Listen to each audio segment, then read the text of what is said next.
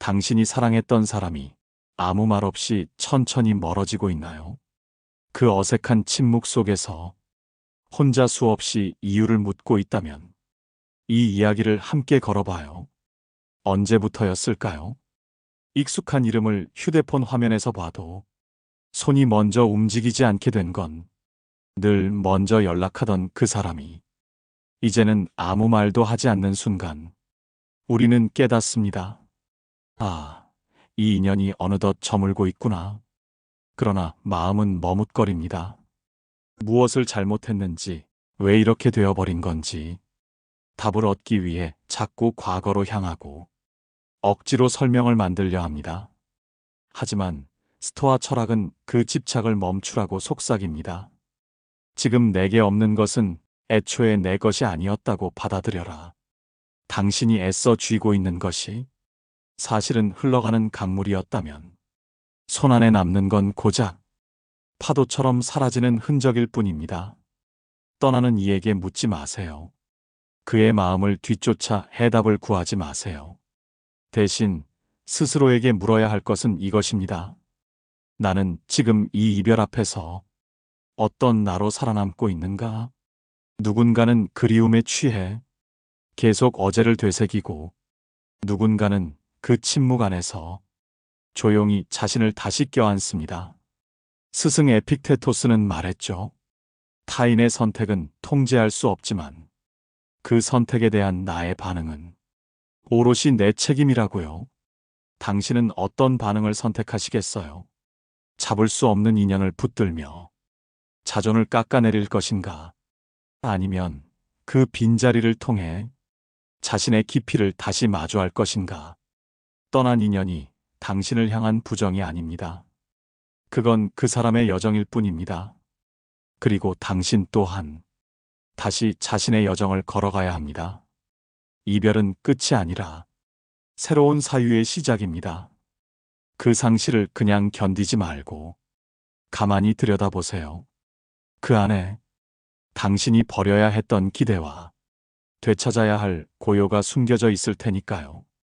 그리고 이렇게 말해보세요. 나는 너를 붙잡지 않기로 했다. 왜냐하면 나는 나를 붙들어야 하니까. 마음의 그림자를 받아들이는 법. 이별은 갑작스럽게 오는 것 같지만 사실은 오래전부터 마음 어딘가에서 조용히 스며들고 있었던 겁니다. 그 사람의 말투가 조금씩 변할 때, 눈빛이 멀어질 때, 우리의 영혼은 이미 알고 있었죠. 이 인연이 한때의 온기로 남을 것임을. 그런데 왜 우리는 그 변화를 모르는 척하며 끝까지 기대를 붙잡을까요? 아리스토텔레스는 인간을 관계를 맺는 존재라 했습니다. 우리는 서로를 통해 살아가는 존재이기에 단절을 두려워하고 외면당하는 순간 존재 자체가 무너지는 기분이 드는 겁니다. 하지만 철학은 말합니다. 그 두려움을 이겨내기 위해서 먼저 그림자를 인정하라고요. 사랑의 그림자, 기대의 그림자, 애정에 섞인 집착이라는 그림자. 그 모든 것이 있었기에 우리는 때로 따뜻했고 그래서 더 많이 아픈 겁니다. 당신이 잘못해서 그런 게 아닙니다. 상대가 나빴던 것도 아닙니다. 다만 인연이 맺힌 그 시절과 지금의 계절이 달라졌을 뿐입니다. 계절은 다시 오지 않죠.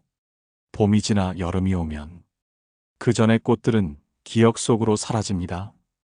그러니 묻지 말고 애쓰지 말고 그림자를 그저 품어주세요. 당신은 그런 사람을 사랑했고 그 시간은 분명 진심이었습니다. 스토아 철학자들은 우리의 마음이 바깥이 아니라 내면에서 고요해져야 한다고 말합니다. 삶의 조건이 아닌 마음의 위치를 바꿔야 한다고요.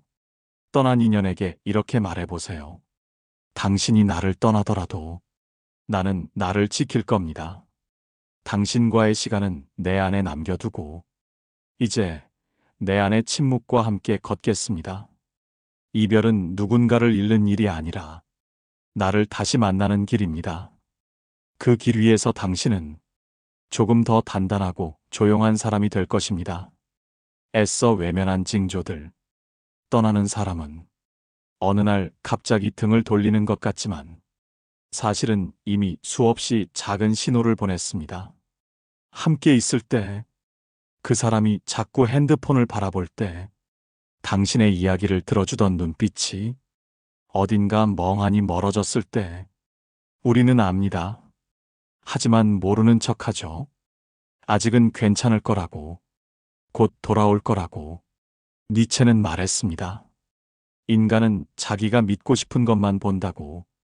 진실이 고통스러울 땐 스스로를 속이면서라도 그 고통을 피하려 한다고요. 그런데요, 그 작은 징조들이 반복될 때마다 당신의 마음은 얼마나 지쳤나요? 한 걸음 물러나 보면 그 모든 변화가 이미 이별의 연습이었음을 알 수 있습니다. 그리고 결국 사람은 자기가 원하지 않는 곳에 머물지 않습니다. 관계는 강요가 아닌 자연스러운 흐름일 때 가장 오래 갑니다. 스토아 철학자들은 말하죠. 타인의 감정은 바람과 같아서 내가 움켜쥐려 할수록 빠르게 흩어진다고요. 그러니 이젠 인정해야 합니다. 그 사람의 자리는 점점 희미해졌고 당신의 마음조차 예전만큼 따뜻하지 않았다는 걸. 억지로 남기려 하지 말고 억지로 끌어안으려 하지 말고 그 흐름을 따르세요. 사랑도 우정도 모든 인연도 흐름이 다하면 물러나는 게 자연입니다. 그걸 부정하면 결국 상처는 당신 몫이 됩니다. 떠나간 자리에서 스스로에게 이렇게 속삭여 주세요.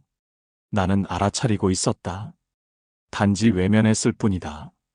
이제는 더 이상 애쓰지 않겠다. 그리고 그 고백은 당신의 마음에 새로운 바람을 불러올 것입니다. 빈자리에도 의미는 남는다. 떠난 자리는 허전합니다.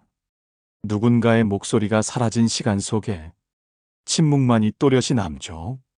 우리는 그 빈자리를 어떻게든 채우려 했습니다.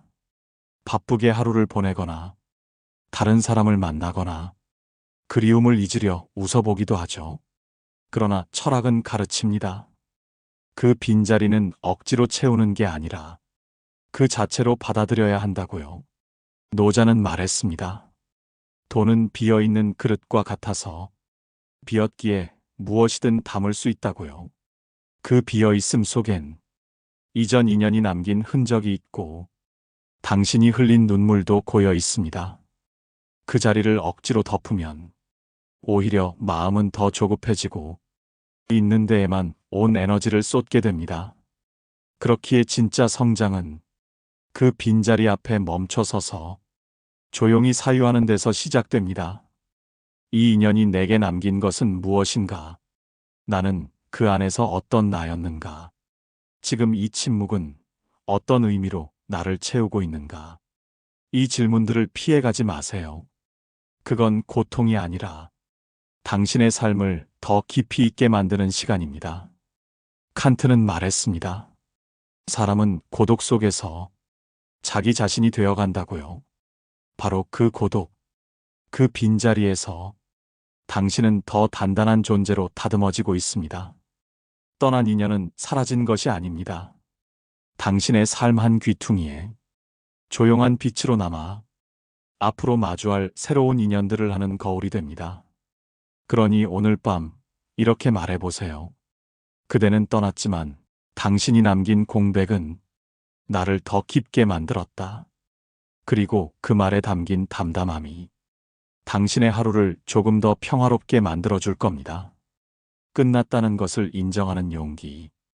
우리는 자주 착각합니다. 이 관계가 아직 끝나지 않았다고. 상대가 언젠가 다시 돌아올 거라고.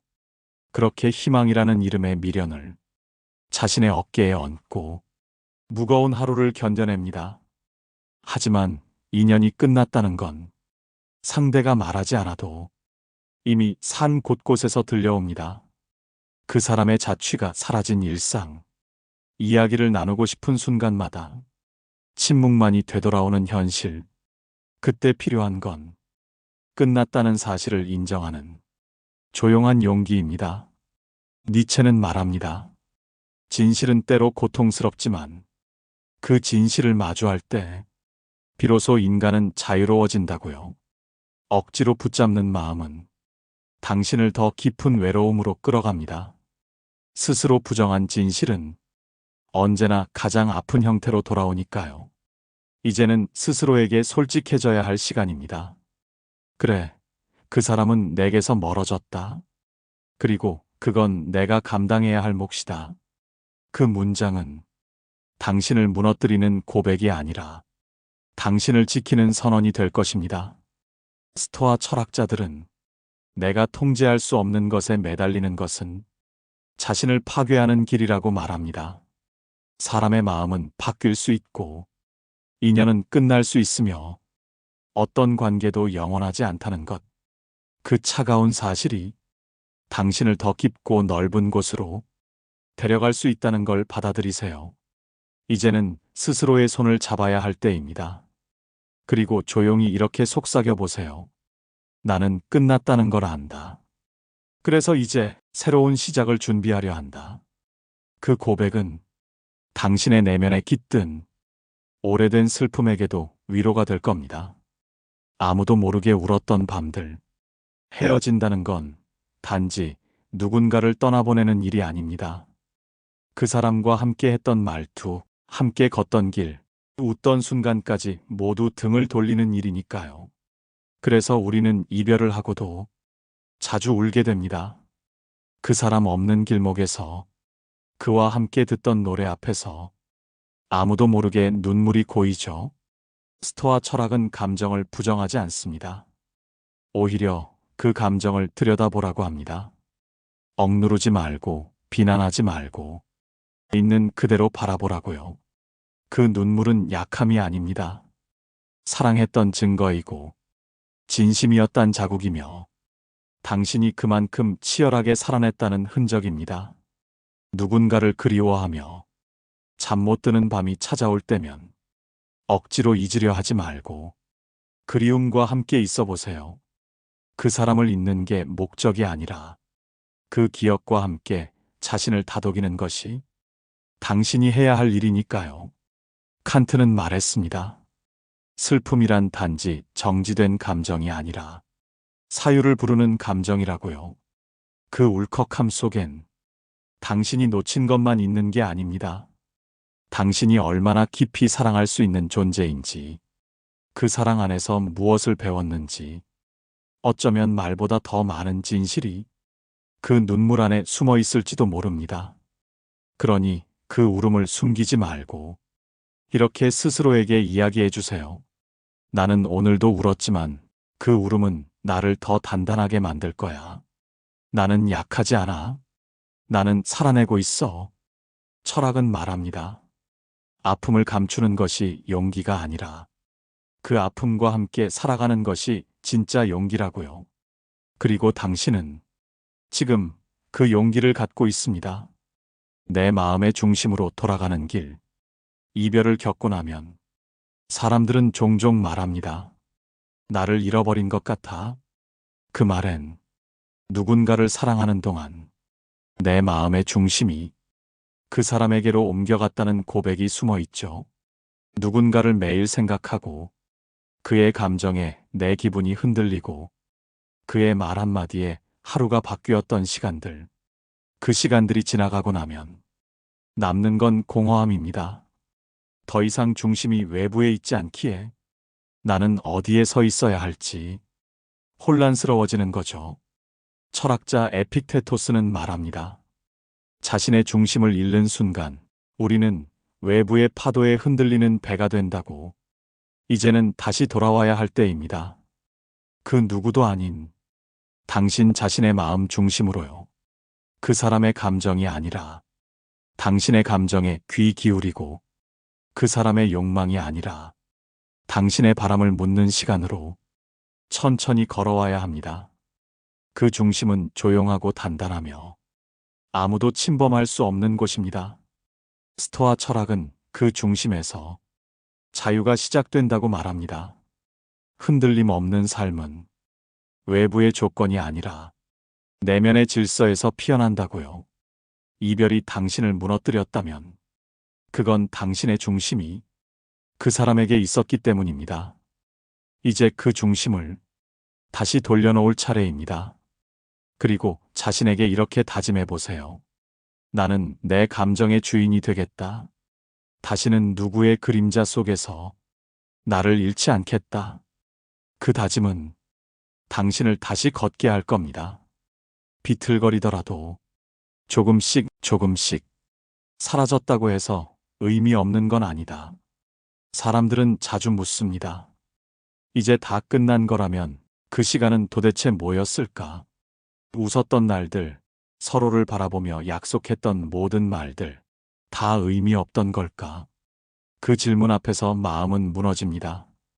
그 시간이 허상처럼 느껴지고 자신도 속았다는 자책이 들기도 하죠. 하지만 철학은 그렇게 말하지 않습니다. 니체는 말했죠. 기억은 무의미하지 않으며 시간은 사라져도 흔적은 남는다고. 그 관계가 끝났다고 해도 그때 당신이 느꼈던 진심은 없던 것이 되지 않습니다. 사랑했던 순간은 사랑이었고 웃음이 가득했던 날은 진짜였던 겁니다. 우리의 삶은 지나간 것들의 집합으로 이루어져 있습니다. 잊었다고 지워지는 게 아니고 끝났다고 무의미해지는 것도 아닙니다. 오히려 그 끝이 있었기에 지금의 당신이 여기에 서 있는 겁니다. 스토아 철학은 운명에 순응하라는 말을 자주 남깁니다. 그건 체념이 아니라 지나간 것을 흘려보낼 줄 아는 사람만이 지금 이 순간을 온전히 살 수 있다는 뜻입니다. 우리가 해야 할 일은 과거를 지우는 게 아니라 그 시간을 삶의 일부로 인정하는 겁니다. 비록 함께 걷지 않아도 그 사람은 당신 삶의 일부였습니다. 그건 변하지 않습니다. 그리고 이렇게 말해보세요. 그대는 떠났지만 우리의 시간은 내 안에 여전히 살아있다. 그것이면 충분하다. 그 고백은 당신의 아픔을 조금 더 다정하게 감싸줄 겁니다. 마침표를 찍는다는 것의 의미. 우리는 관계에 마침표를 찍는 일을 자주 두려워합니다. 그건 끝이라는 선언이기도 하고 더는 돌아가지 않겠다는 자기와의 약속이기도 하니까요. 그래서 마음 한구석에 늘 여지를 남겨둡니다. 언젠가 다시 만날 수도 있다는 막연한 가능성이라는 이름의 미련을. 하지만 철학은 조용히 말합니다. 진정한 평화는 그 여지를 지울 때 시작된다고요.